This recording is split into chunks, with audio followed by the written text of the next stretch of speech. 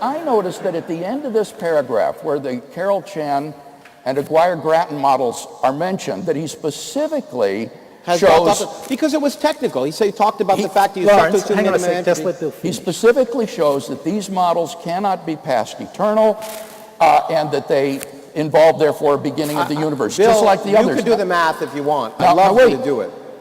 Now wait, I couldn't help notice, although it's down from the screen now, that there was a series of ellipsis points following the paragraph. Yeah, because it was technical, and I thought Well, it was, you know... I wonder what you've deleted from the original letter.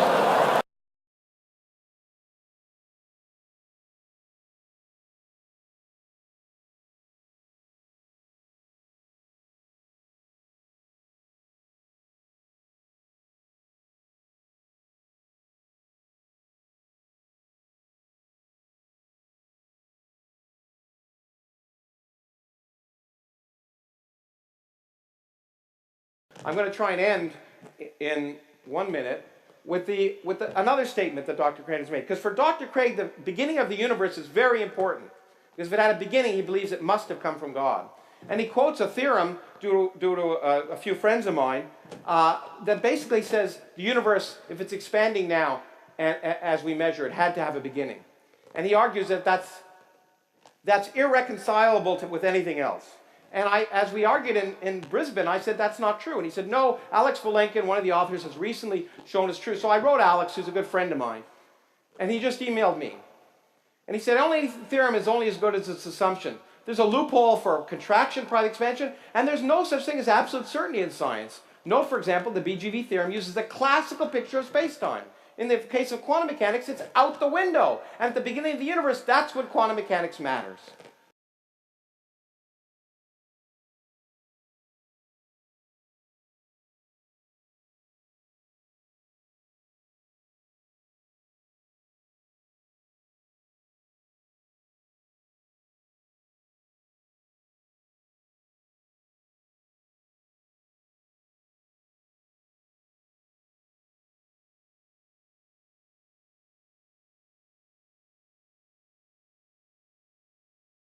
Now, I just threw these things in. He keeps quoting Alex Vilenkin that this theorem works. Alex Vilenkin, wrote me an email after our first debate saying, you know what? It doesn't work when there's quantum gravity. It's not true. It's not even true in the multiverse. But he's so convinced that these arguments must be true, he won't listen to the fact that they're not.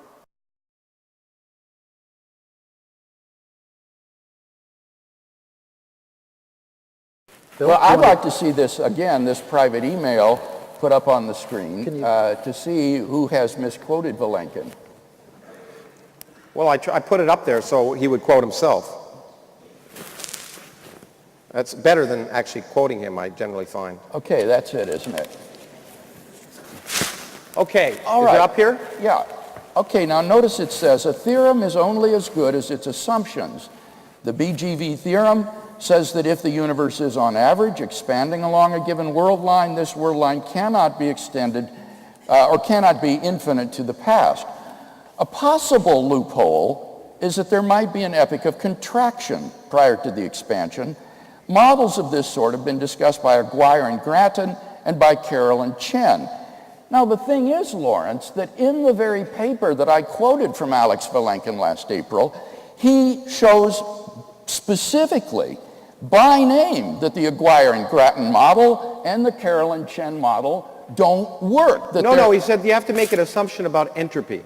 You have to make an assumption about the evolution of entropy at the point of minimum size. So you have to make an assumption, which he would argue that they don't have any rationale for.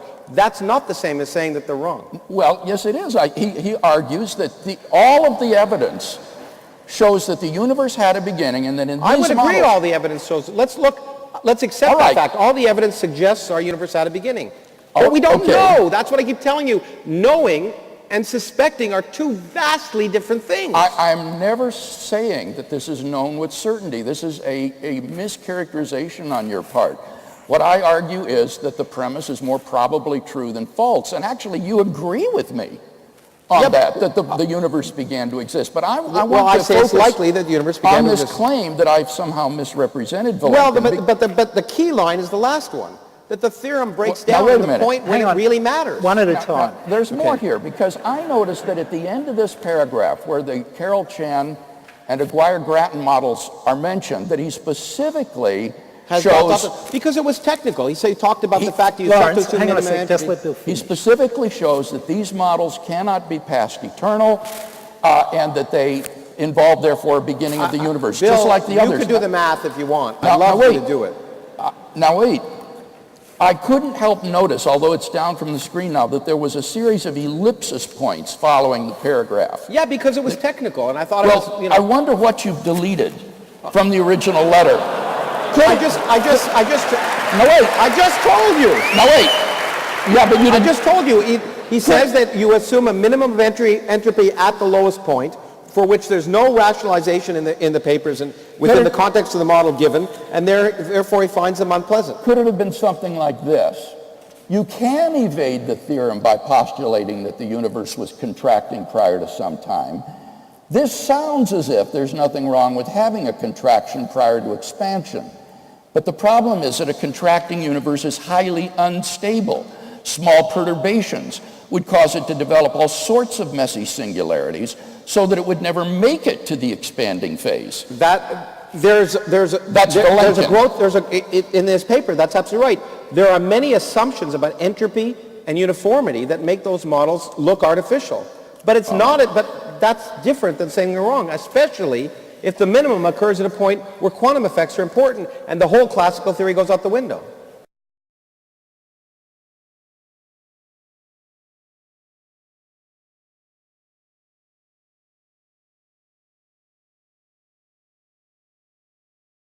Now, I just threw these things in. He keeps quoting Alex Vilenkin that this theorem works. Alex Vilenkin, wrote me an email after our first debate saying, you know what? It doesn't work when there's quantum gravity. It's not true. It's not even true in the multiverse. But he's so convinced that these arguments must be true, he won't listen to the fact that they're not.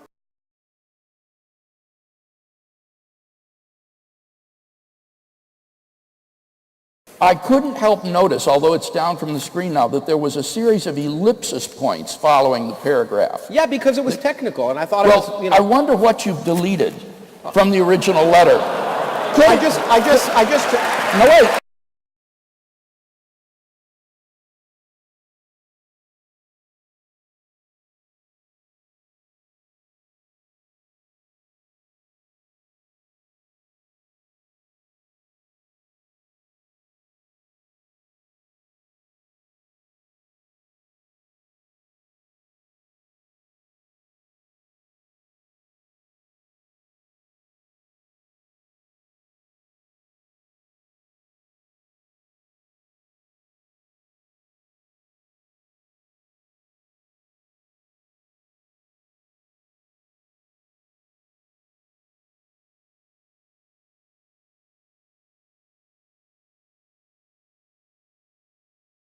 because it was technical.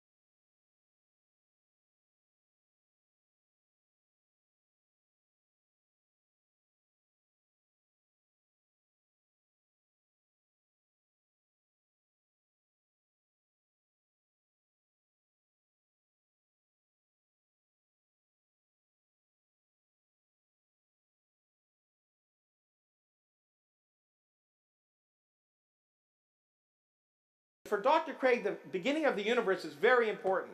Because if it had a beginning, he believes it must have come from God. And he quotes a theorem due to a few friends of mine that basically says the universe, if it's expanding now as we measure it, had to have a beginning. And he argues that that's irreconcilable with anything else. And as we argued in Brisbane, I said that's not true. And he said, no, Alex Vilenkin, one of the authors, has recently shown it's true. So I wrote Alex, who's a good friend of mine, and he just emailed me. And he said, only theorem is only as good as its assumption. There's a loophole for contraction, product expansion, and there's no such thing as absolute certainty in science. Note, for example, the BGV theorem uses the classical picture of space-time. In the case of quantum mechanics, it's out the window. And at the beginning of the universe, that's when quantum mechanics matters.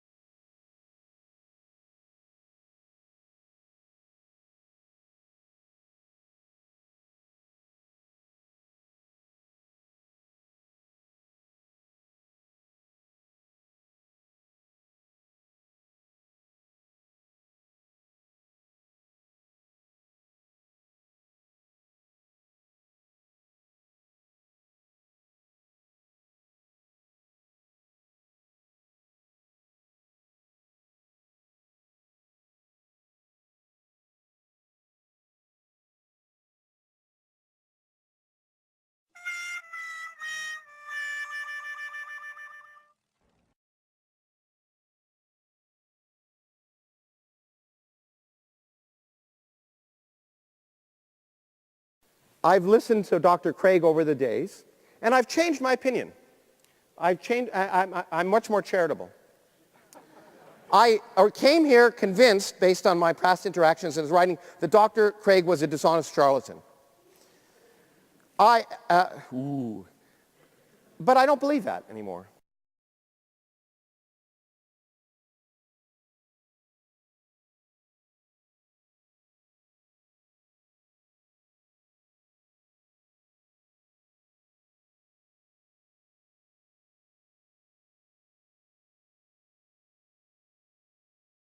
You know, Bill, knowing that Lawrence Krauss is friends, colleagues with Alexander Vilenkin, you knew your stuff, and to present Vilenkin's material, knowing that Dr. Krauss would know the material.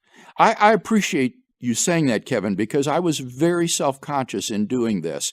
It would be easy in dealing with a physicist for me to hide behind philosophical arguments against the infinitude of the past, or to present ontological arguments for God's existence that would be outside his area of expertise.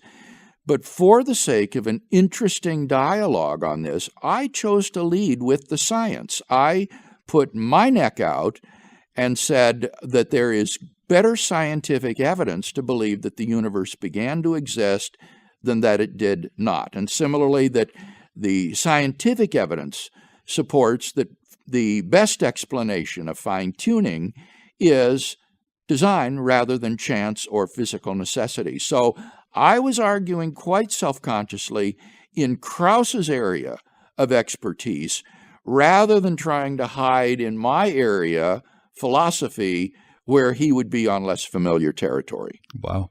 And as I notice here, Bill, I don't even think you'd use the argument, the impossibility of traversing an actual concrete infinite. Didn't even appear. Yeah, I mean, that's the killer one. That's the main reason I believe in the finitude of the past. It's not these scientific arguments. I see them as mere confirmations, empirical confirmations of an argument already reached by philosophical argumentation. Was there an opportunity to respond to this first argument? Yes, there was. And this, I think, Kevin, is one of the most interesting features in this whole remarkable series of 3 dialogues.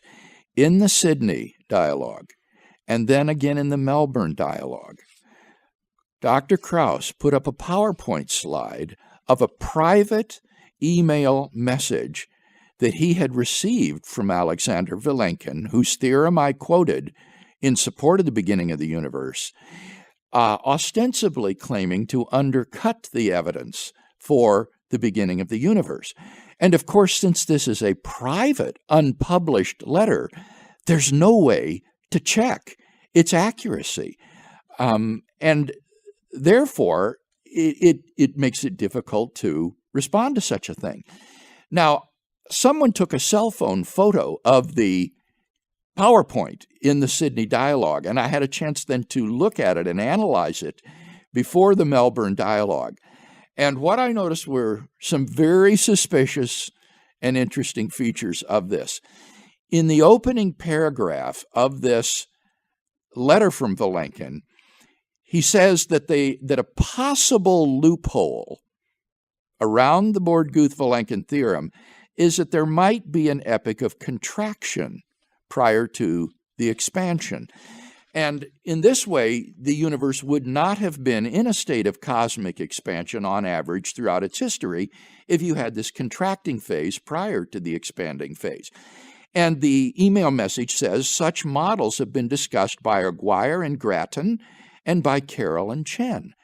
Well, immediately my antenna went up because I thought, these are the very models that Vilenkin discusses in the paper that I quoted from, that he presented last year at Cambridge University, in which he says none of these scenarios can actually be past eternal. And he shows specifically by name why the Aguirre Gratton model and the Carroll Chen model do not succeed in restoring an eternal past. So as I looked at this, I thought, when he says a possible loophole, what he must mean is that here's a possible way you might try to get around the theorem, but in fact, this won't work. He closes the loophole. That's what he does in the paper. And I had seen a similar letter like this that Vilenkin wrote to Victor Stenger that is out there on the web, in which he says very much the same thing. He says you could have a contraction prior to the expansion. But then the letter to Stenger goes on to say, this might make it sound like there's nothing the matter with having a contraction, but in fact, such a model would involve all kinds of messy singularities so that it would never get to the expanding phase. In other words, these models don't work. They don't succeed in restoring an eternal past. And I thought, that's what he meant when he said a possible loophole. And that's then, Kevin, when I noticed the ellipsis points in the email message that Krauss reproduced. Yes, ... indicating material had been deleted from this email. And I thought, Krauss has omitted some of this letter. What did he leave out? Could it have been a qualifying phrase similar to what he offered to Stenger? Well, I had no way at that time of knowing because I didn't have the original letter.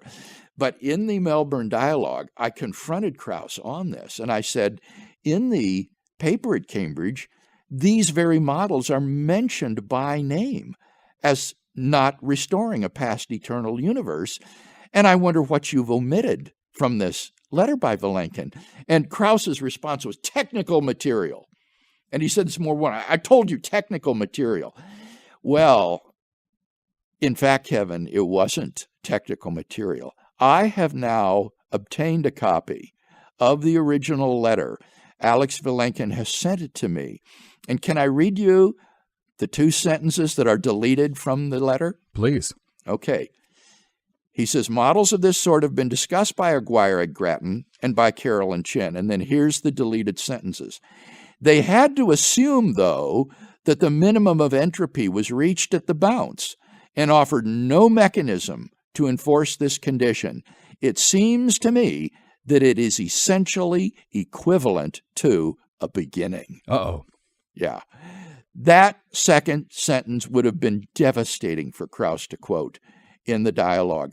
Vilenkin's whole point is that these models are equivalent to a universe with a beginning, in that they have a universe in which you have a minimal entropy state from which two arrows of time go out.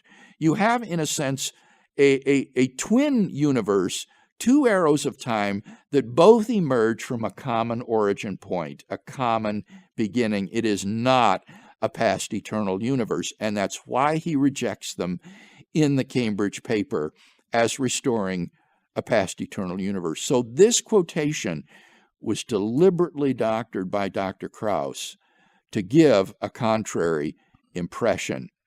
And I find this so ironic, Kevin, in light of Krauss's opening remarks in Brisbane about the need in science for honesty, transparency, and full disclosure, which he then, in the severest terms, criticized me for violating, when in fact it turns out that it was Krauss himself who was doing this. Oh, yeah. I mean, and that would scare me to death. It would scare me to death if I'm on stage like you were and I present Vilenkin's material, and then my opponent stands up and says, well, here is my personal email from Vilenkin.